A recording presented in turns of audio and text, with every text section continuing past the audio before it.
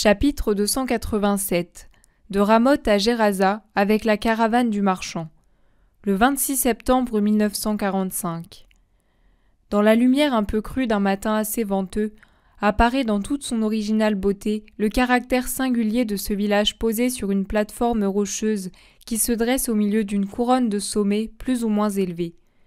On dirait un grand plateau de granit sur lequel sont posées des maisons, des maisonnettes, des ponts, des fontaines, qui se trouvent là comme pour divertir un enfant géant.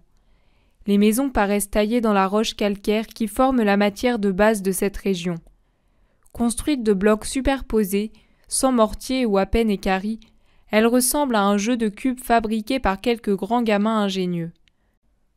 Tout autour de ce hameau, on contemple sa campagne boisée et fertile, avec des cultures variées qui, vues d'en haut, font comme un tapis où l'on distingue des carrés, des trapèzes, des triangles, les uns de terre brune que l'on vient de piocher, d'autres de couleur vert émeraude à cause de l'herbe qui a fait repousser la pluie d'automne, d'autres rougis par les dernières feuilles des vignes et des vergers, d'autres vert gris avec les peupliers et les saules, d'autres d'un vert émaillé avec les chênes et les caroubiers, ou vert bronze avec les cyprès et les conifères. C'est très très beau. Des routes s'en vont comme à partir d'un nœud de ruban, du village à la plaine lointaine, ou bien vers des montagnes encore plus hautes et s'enfoncent sous des bois, ou bien séparent d'un trait gris les prés verdoyants et les terres ocre-brun des labours. Il y a aussi un riant cours d'eau argenté au-delà du village en remontant vers la source. Du côté opposé, il devient couleur d'azur teinté de jade dans les descentes vers les vallées entre gorges et pentes. Il apparaît et disparaît, capricieux, de plus en plus fort et plus bleuté à mesure qu'il grossit, en ne permettant plus aux roseaux du fond et aux herbes qui ont poussé dans son lit à la saison sèche de le teinter de vert.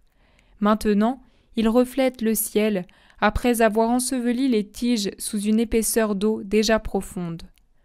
Le ciel est d'un azur irréel, une écaille précieuse d'un émail bleu foncé, sans la moindre fêlure dans sa masse merveilleuse. La caravane se remet en route, avec les femmes encore à cheval, car, dit le marchand, la route est fatigante au-delà du village, et il faut faire vite pour arriver à Gerasa avant la nuit.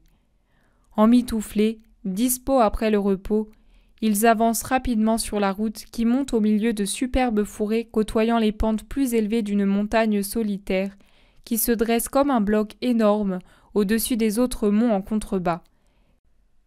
C'est un véritable géant tel qu'on en rencontre aux endroits les plus élevés de notre Apennine. « Galade !» indique du doigt le marchand resté près de Jésus qui conduit toujours par la bride le mulet de la Vierge. Et il ajoute « Après cela, la route est meilleure. Es-tu déjà venu ici ?»« Jamais. Je voulais y venir au printemps, mais à Galgala, j'ai été repoussé. »« Te repousser ? Quelle erreur !» Jésus le regarde et se tait. Le marchand a pris en selle Marziam qui peinait vraiment sur ses jambes courtes pour suivre le pas rapide des montures. Et Pierre le sait, qu'il est rapide. Il avance, s'efforçant péniblement de suivre, imité par les autres, mais il est toujours distancé par la caravane. Il transpire, mais il est content car il entend rire Marziam. Il voit la Vierge reposée et le Seigneur heureux. Dieu et son frère André, qui restent en queue comme lui, et il les fait rire en leur disant que s'il avait des ailes à la place des jambes, il serait comblé en cette matinée. Il s'est débarrassé de tout fardeau comme les autres, en attachant les sacs aux selles des femmes, mais la route est vraiment malaisée, sur les pierres que la rosée rend glissantes. Les deux Jacques, Jean et Jude, sont plus braves, et suivent de près les mulets des femmes. Simon le Zélote parle avec Jean d'Andorre. Timon et Hermasté sont occupés eux aussi à conduire les mulets. Finalement, le plus difficile est franchi et un tableau tout différent s'offre aux regards étonnés. La vallée du Jourdain a définitivement disparu. Maintenant, l'œil découvre à l'Orient un haut plateau d'une étendue imposante sur laquelle seulement des rides de collines arrivent à peine à s'élever pour interrompre la monotonie du paysage. Je n'aurais jamais pensé qu'il y avait en Palestine quelque chose de semblable. On dirait que la tempête rocheuse des montagnes s'est apaisée et pétrifiée en une énorme vague restée suspendue entre le niveau du fond et le ciel, avec comme unique souvenir de sa furie première ces petites lignes de collines, écume des crêtes solidifiées çà et là, alors que l'eau de la vague s'est étendue en une surface plane d'une merveilleuse magnificence. On arrive à cette région de paix lumineuse par un dernier défilé, sauvage comme les l'abîme entre deux lames qui se heurtent, les deux dernières lames d'une tempête. Au fond, un nouveau torrent court en écumant vers l'ouest. Il arrive de l'est dans un parcours tourmenté, rageur, à travers roches et cascades, contrastant ainsi avec la paix lointaine de l'énorme plateau. « Maintenant, la route va être bonne. Si tu le permets, je vais ordonner une halte, » dit le marchand. « Je me laisse conduire par toi, homme, tu le sais. » Ils descendent tous et se dispersent sur la pente afin de chercher du bois pour cuire le déjeuner, de l'eau pour les pieds fatigués, pour les gorges assoiffées. Les bêtes que l'on a déchargées de leur fardeau broutent l'herbe touffue ou descendent s'abreuver aux eaux limpides du torrent. Une odeur de résine et de viande rôtie se dégage des petits feux allumés pour cuire les agneaux. Les apôtres ont préparé un feu et y cuisent des poissons salés, lavés au préalable dans l'eau fraîche du torrent. Mais le marchand les voit, vient leur apporter un petit agneau ou un chevreau, et les force à l'accepter. Et Pierre se met en devoir de le rôtir après l'avoir farci de plantes aromatiques. Le repas est vite préparé et vite consommé. Et sous le soleil à pic de midi, ils reprennent leur marche sur une route meilleure qui longe le torrent, en direction du nord-est, dans une région d'une fertilité merveilleuse et bien cultivée, riche en troupeaux de brebis et de porcs qui s'enfuient en grognant devant la caravane. Cette ville entourée de murs, Seigneur, c'est Gérasa, une ville de grand avenir. Elle est en train de se développer, et je ne crois pas me tromper en disant qu'elle rivalisera vite avec Joppé et Ascalon, avec Tyr et beaucoup d'autres villes pour la beauté, le commerce et la richesse. Les Romains en voient toute l'importance sur cette route qui va de la mer Rouge, et par conséquent de l'Égypte à la mer Pontique par Damas. Ils aident les Géraséniens à bâtir. Ils ont bon œil et bon flair. Pour le moment, elle a seulement de nombreux commerces, mais plus tard, elle sera belle et riche, une petite Rome avec des temples et des piscines, des cirques et des thermes. Moi, je n'y avais que des commerces, mais j'ai déjà acquis beaucoup de terrain pour y installer des magasins, pour les revendre cher après les avoir achetés bon marché. Peut-être pour construire une vraie maison de riche et venir m'y établir dans ma vieillesse, quand Baldassar, Nabor, Félix et Sidmia pourront respectivement tenir et diriger les magasins de Sinope, Tyr, Joppé et Alexandrie à l'embouchure du Nil. Pendant ce temps, les 3 autres garçons grandiront et je leur donnerai les magasins de Gérasa, d'Ascalon, de Jérusalem peut-être. Et les filles, riches et belles, seront recherchées et feront de beaux mariages et me donneront beaucoup de petits-enfants. Le marchand rêve les yeux ouverts à un avenir doré. Jésus demande calmement.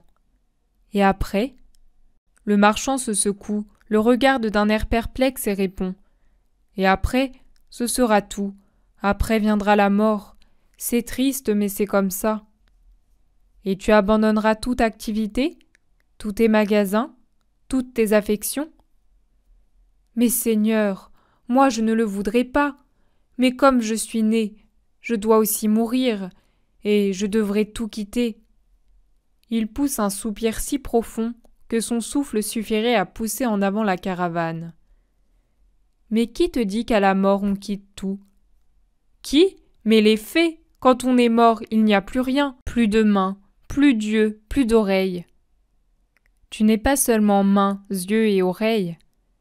Je suis un homme, je le sais, j'ai d'autres choses, mais tout finit avec la mort. C'est comme le coucher du soleil, son coucher le fait disparaître. Mais l'aurore le recrée, ou plutôt le ramène de nouveau. Tu es un homme, tu l'as dit. Tu n'es pas un animal comme celui que tu montes. Lui, une fois mort, est réellement fini. Toi non, tu as ton âme. Tu ne le sais pas ? Tu ne sais même plus cela ? Le marchand entend ce triste reproche, triste et doux, et il baisse la tête en murmurant « Cela, je le sais encore. » Et alors, tu ne sais pas que l'âme survit ? Je le sais. Elle a toujours une activité dans la vie de l'au-delà ? Sainte si elle est sainte, mauvaise si elle est mauvaise. Elle a des sentiments.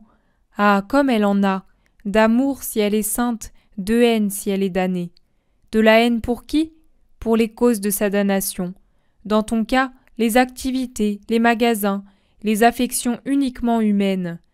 D'amour pour qui? Pour les mêmes choses. Et que de bénédictions sur les enfants et sur les activités des enfants peut apporter une âme qui est dans la paix du Seigneur.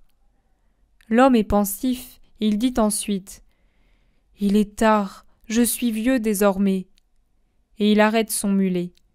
Jésus sourit et répond « Moi, je ne te force pas, je te conseille. » Et il se retourne pour regarder les apôtres qui, pendant l'arrêt avant d'entrer dans la ville, aident les femmes à descendre et prennent leurs sacs.